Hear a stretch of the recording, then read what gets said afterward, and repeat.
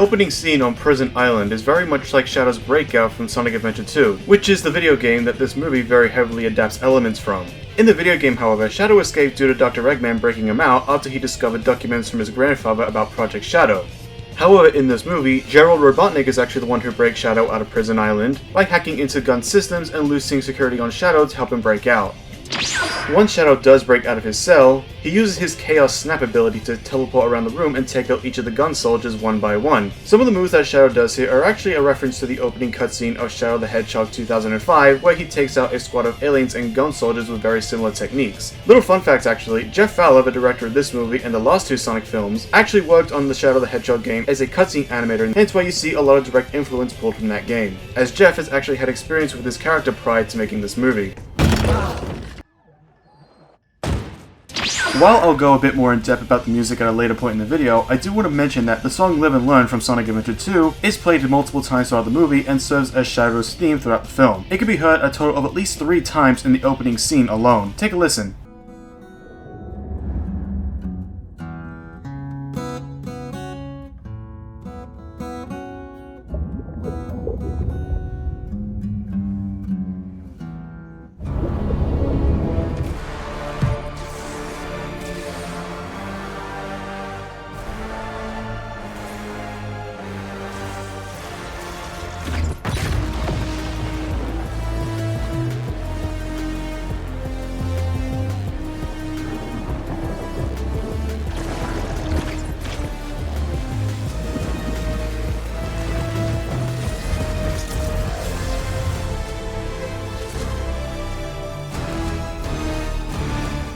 And of course, Shadow skating across the water is a reference to how he runs in the video games, or I guess skating would be the more appropriate term.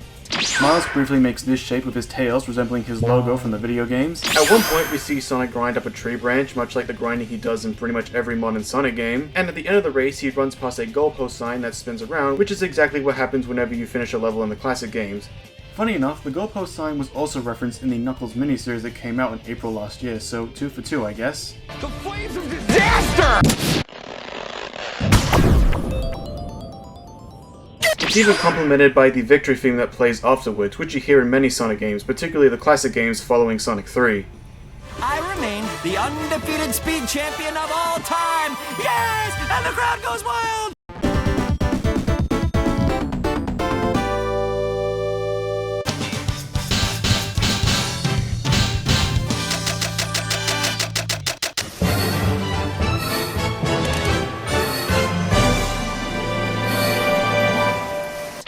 During Sonic's surprise birthday party, Happy B. Arthur Day? or that I guess, Sonic and Tom find his old cave which he lived for most of his life on Earth before meeting the Wachowskis, which we saw in the first Sonic movie.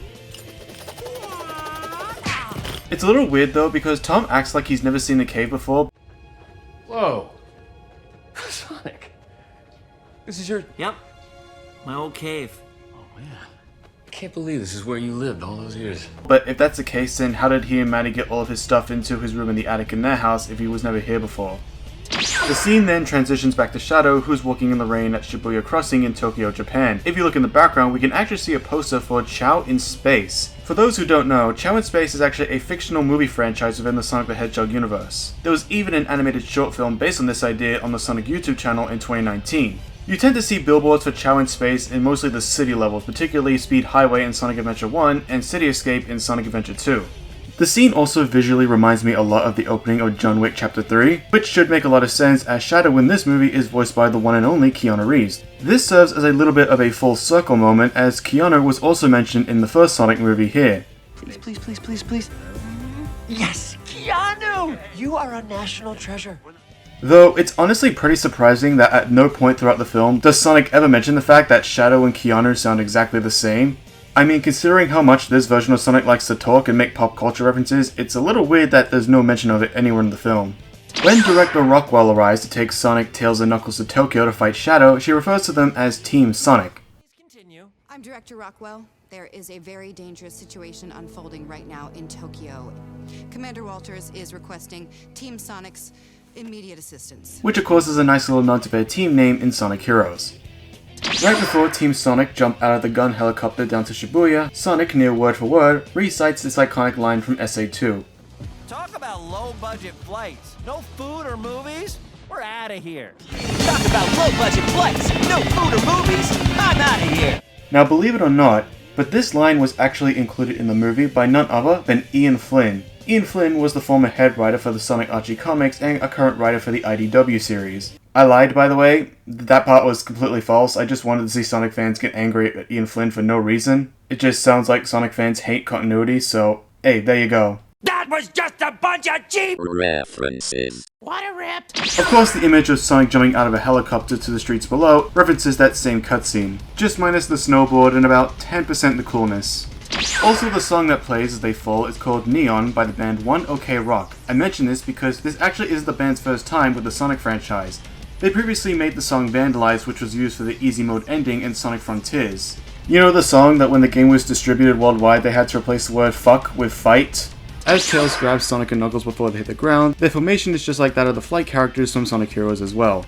As you're crossing, there's a billboard on the left that shows a character named Professor Victoria. For those who don't know, back on March 25th, 2022, the Sonic the Hedgehog YouTube channel began an online series called Tails Tube. All the way back in the first episode, there's a segment where Tails talks about their world's many human inhabitants. One of the humans shown in this picture was a mysterious purple-haired lady that had never been seen in any Sonic game prior. Many people speculated that this lady was just some kind of unused background character from a Sonic game years ago, but Ian Flynn, who has been mentioned before, is the writer for the comic books, teased that there was something more to come with this character later on. And believe it or not, it wouldn't be until almost exactly 3 years later, on March 28th, 2025, on the 11th episode of Tails 2, that we finally would figure out who this character was. It turns out she was a new original character named Professor Victoria, who is an archaeologist that also serves as a teacher at Spagonia University, which is from Sonic Unleashed. Why the heck she's in this movie? I have no idea, but regardless, it's a pretty massive deep cut, considering that at the time of this recording, she didn't even have an official name until about 2-3 months ago. It's crazy to think that we got Professor Victoria in a Sonic the Hedgehog movie before we got Amy Rose or Metal Sonic. Just sit on that for a second. See? Foreshadowing. This whole scene of Team Sonic meeting Shadow for the first time is also a light parallel to their first encounter in Sonic Adventure 2, but of course Tails and Knuckles weren't there, and it was only Shadow and Sonic. There's also a bit of a reworking of the famous Faker line from that exact same scene. Excuse me? Why do you look like me? I don't look like you. You look like me. Why do you look like me? I found you, Faker. Faker? I think you're the fake hedgehog around here. You're comparing yourself to me? Huh. You're not even good enough to be I'll my make you eat those words. After Shadow easily manages to whip all their asses,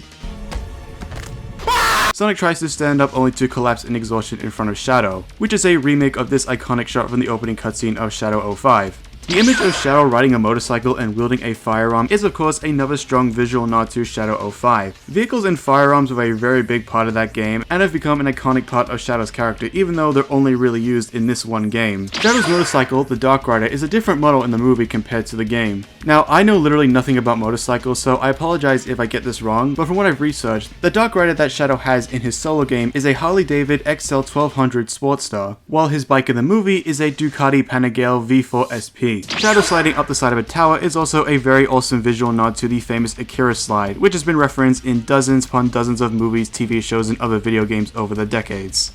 After Sonic and Shadow's fight, Sonic says, 1.21 gigawatts.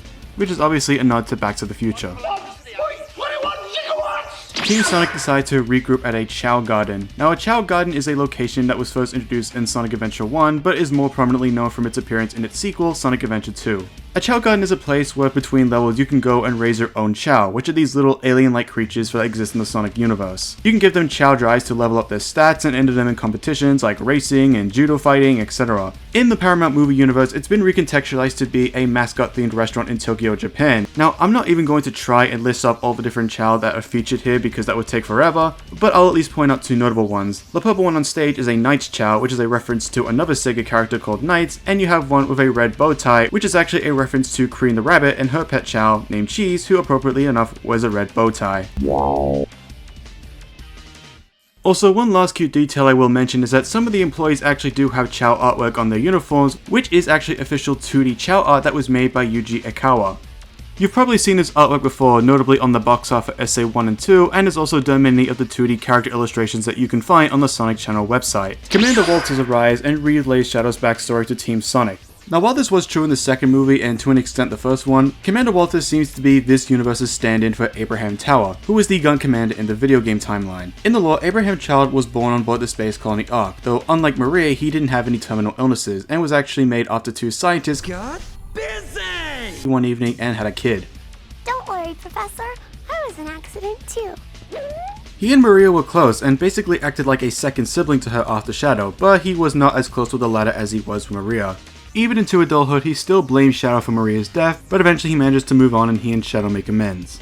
Now Shadow's lore in this movie has quite a number of notable changes from his backstory in the video games. For starters, instead of being created on board the space colony Ark by Joe Robotnik to try and find a cure for his granddaughter Maria's terminal illness, he instead crash landed on Earth in a meteorite in the 1970s. Now one important part of Shadow's backstory that isn't actually elaborated on in the movie at all is his connection to the alien race the Black Arms. In the video games, Black Doom is the tyrannical warlord leader of an alien race called the Black Arms. 50 years ago, he actually came across Joe Robotnik on board the Ark and decided to give him a sample of his blood for Shadow's research, under the promise that in 50 years he would be given the Chaos Emeralds so that he could conquer the world with them, and also under the pretense that he could turn Shadow into the ultimate weapon. And because Shadow has Black Doom blood in him, it basically makes him part alien as well. Now while there is no reference to the Black Arms in the movie at all, I do want to point out that the meteorite that Shadow lands in does very visually bear resemblance to the Black Comet, which was the aliens' means of arriving on Earth when the time came to return 50 years later to get the Chaos Emeralds.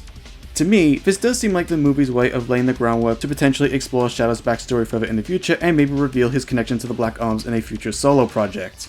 Or who knows, maybe it's just a reference to Venom. On my planet, I am kind of a loser, like you.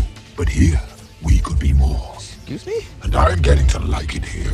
Oh, you like us now, do you, huh? He was then taken by Gunn and used for many different experiments using his Chaos Energy. Now Chaos Energy, or at least this form of Chaos Energy, is something that's original to the movie universe and isn't something that exists within the video games. However, this is the first time the movie's ever directly acknowledged Chaos Energy by name, but we've seen Chaos Energy as far back as the first film, as of course Sonic and Knuckles both have it, in the form of that weird lightning energy that forms around them whenever they feel a certain emotion, or whenever Sonic runs super fast. During this flashback, Commander Walters addresses Shadow as the Ultimate Life Form. The ultimate life form. Which of course is the name given to him in the Sonic games as well. Ultimate life form. The ultimate life form. The ultimate life form. As the Child Guardian is attacked by some egg drones, a mysterious figure on a motorcycle comes and takes care of them all, which we find out shortly after is Dr. Robotnik's lackey Agent Stone. It's the goat! It turns out after the events of the second film, Dr. Robotnik has gone into hiding inside of a giant crab robot. The crab itself is a reference to the classic Badnik crab meat, only much bigger, and given the more movie Robotnik traditional sleek white aesthetic. Now exactly how Robotnik survived his fall from the end of the second film is never actually explained here, but there was originally a deleted scene that would have shown that he was gravely injured after the fall and that Agent Stone would have basically cared for him until his state of full recovery. He's also much fatter now, further continuing his transformation into the more game accurate Robotnik/Eggman. It turns out that the drones which attacked the Child Guardian actually weren't sent by Robotnik, so believing there to be an imposter, Team Sonic and Robotnik reluctantly decide to work together to find the true culprit. Of course, working together is nothing new for the Sonic franchise, as across many different incarnations, the heroes have had to reluctantly work with the Doctor in order to face a threat greater than them, but of course Eggman always ends up backstabbing them in the end anyway. We get another flashback showing more of Shadow's backstory from his perspective. Here we're introduced to Maria Robotnik, who is the granddaughter of Joe Robotnik and Shadow's best friend during their time together at Gunn. Now we mentioned earlier that Shadow's backstory went through a number of changes, one of those being that Maria in this movie doesn't seem to show any signs of terminal illness, which is the entire reason that Shadow was even made in the first place in the video games. In the video games, Maria suffered from an incurable illness called NIDS, which basically meant that she wasn't able to survive on Earth's atmosphere and had to rely on the low gravity on board the space colony Ark to keep her Condition in remission. Now since the space colony Ark doesn't seem to exist in the movie universe, Maria was instead raised by Gerald in an isolated gun laboratory hidden away in the mountains. In last year's Sonic X Shadow Generations, we got more context as to why Joe Robotnik was her primary caretaker. Though her parents didn't like the idea of her living on board the Ark, they knew that it was necessary if they wanted any chance of Gerald finding a cure for Maria so she could go back to living on Earth with them. For the movie universe, the only explanation we get as to Maria's custody situation is that Gerald just takes her wherever he goes.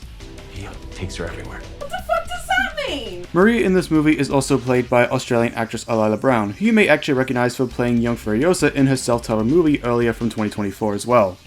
Of course, an important part about Shadow's backstory is his connection with Maria, and thankfully this movie portrays that very, very well. You get to see some nice moments of the two of them connecting, like Shadow dragging Maria across the halls while rollerblading, them playing music or watching a movie together, and even dancing. In fact, speaking of movies, Maria and Shadow watch a film titled Attack of the Alien Freak. If you're a diehard fan like me, you may actually notice that the puppet monster portrayed in the picture is actually a reference to the Bio-Lizard. The Bio-Lizard is the penultimate final boss of Sonic Adventure 2. The Bio-Lizard in SA2 is actually the prototype to Shadow the Hedgehog and was one of the first attempts of creating the ultimate life form, but it went out of control and was sealed away somewhere in the depths of the Ark. So it's a nice little tribute to that piece of lore from the games. Now, I don't know if this was intentional or just a coincidence, but the image of Maria and Shadow looking up at the night sky while sitting on a grassy field is imagery that's shared with Sonic X Shadow Generation's Dark Beginnings, a 3-part web series that premiered in 2024 to promote the release of the game. In the final part of that saga, Shadow has flashes to an alternate timeline where he and Maria are both alive together on Earth as they look up at the night sky, which is the same exact imagery that's shown in the film. Again, I have no idea if this was just a coincidence or there was some kind of secret conversations between the game stuff and the movie stuff, but regardless, it's a very nice visual. This little Casper joke could actually be a nice nod to Knuckles' fear of ghosts, which is actually a canon part of his character in the video games. It's in this moment where we meet Dr. Robotnik's grandfather, Gerald Robotnik, who, as you could probably guess, is also played by Jim Carrey in a dual performance. Now, any Sonic fan knows that in the game lore and pretty much every other timeline, Gerald Robotnik was executed by firing squad 50 years ago after the government decided to shut down Project Shadow. However, in the movie, it's shown that Gerald Robotnik is still alive, at 110 years old, meaning that he would have been 60 when he was arrested and taken away by gun. To my knowledge, this actually would also make it the only interpretation of Gerald Robotnik that's actually shown to still be alive in the present day, and the only time he's ever shown interacting with his grandson. Gerald's ultimate goal in this movie is to fire the Eclipse Cannon. The Eclipse Cannon comes from Sonic Adventure 2 and is a massive super weapon designed to destroy the entire planet. In the games, the Eclipse Cannon was powered by Chaos Emeralds, but here it's powered by Shadow's Chaos Energy, which we see a little bit later. Now, in the video games, the Eclipse Cannon was attached to the space colony Ark. However, as I stated earlier, the Ark doesn't seem to exist in the movie universe, so in the movie universe, the Eclipse Cannon serves as its own individual weapon separate from the Ark. This is who I am inside. This is who I am. This is who I am. This is who I am. This is who I am. This is who I am. Sorry, what was your name again? This is who I am. The sign for Eggman Land in Ivo and Gerald's simulation is the same font used in the final level of Sonic Unleashed, Eggman Land.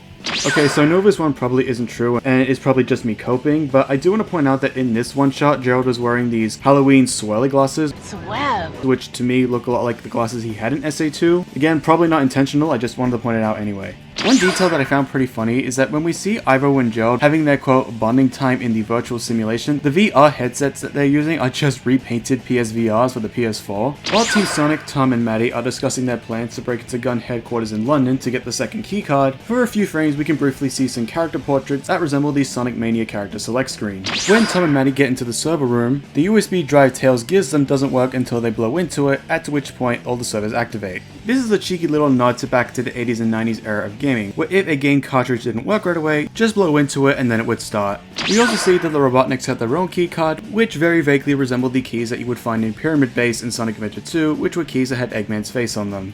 Gabriella should kill them both. She's not a prize to be won. I just love Latinas, Sonic. What? Adios, amigo.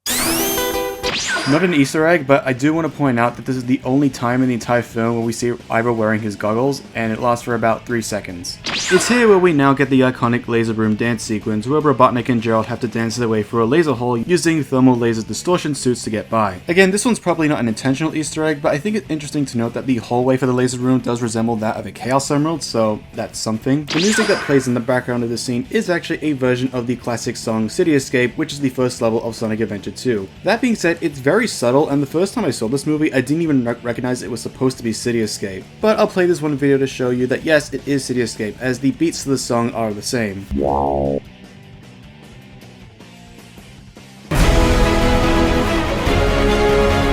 Follow me, set me free. Floating around at the speed of sound. Got places to go, gotta follow my rainbow. Can't stick around, have to keep moving on. Follow me, set me free. I'll make it through. Follow me, set me free. Trust me, we will escape from the city. make it through, prove it to you. Follow me. Sonic bumps into the wall doing his iconic ring drop animation for the classic games, and also does this pose that references the box art of Sonic Adventure DX Director's Cut for the GameCube. It turns out that this room was actually a setup by Rockwell to capture both Robotnik's and Team Sonic, leading to Knuckles trying to break them out by using his gliding to break into the building, combined with the flames of disaster he got from the Knuckles series. The flames of disaster!